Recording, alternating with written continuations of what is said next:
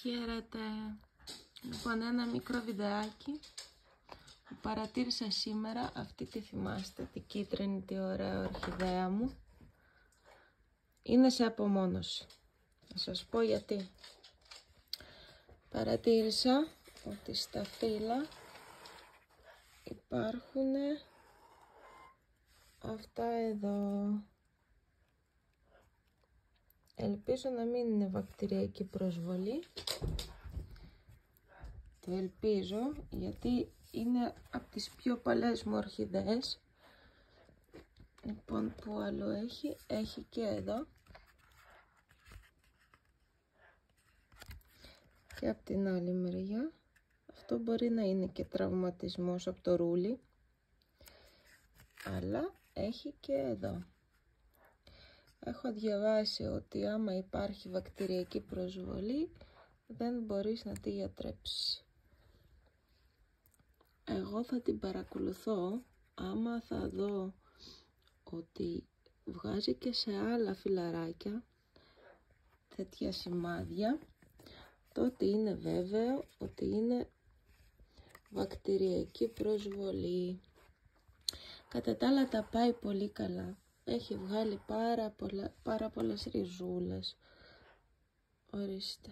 Είναι πάρα πολύ όμορφη. Και διάβασα ότι άμα υπάρχει βακτηριακή προσβολή, καλύτερα να την πετάξετε. Αν λυπάμαι να την πετάξω. Εσείς θα την πετάγατε?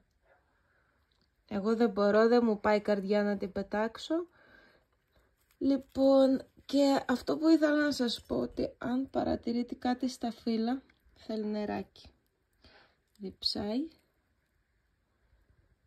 Αν παρατηρείτε κάτι στα φύλλα, αμέσως απομόνωση, καραντίνα δηλαδή, για να μην σας κολλήσει και τα άλλα φυτά σε περίπτωση που αρρώστησε.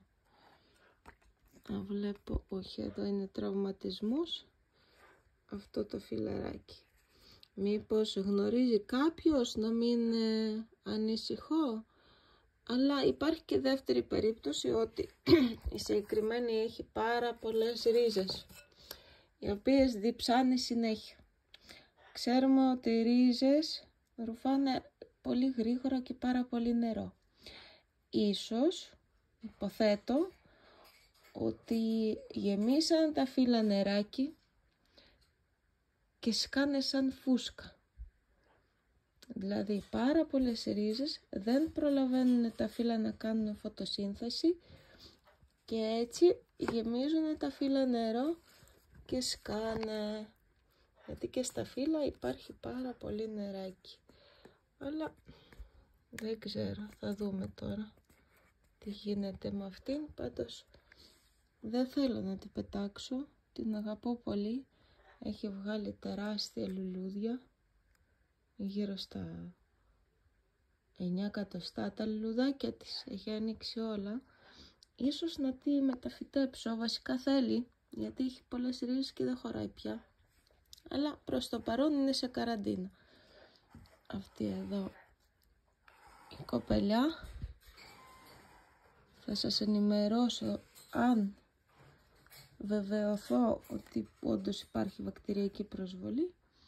Τότε δεν ξέρω τι θα κάνουμε. Μήπως έχει κάποιος καμιά ιδέα?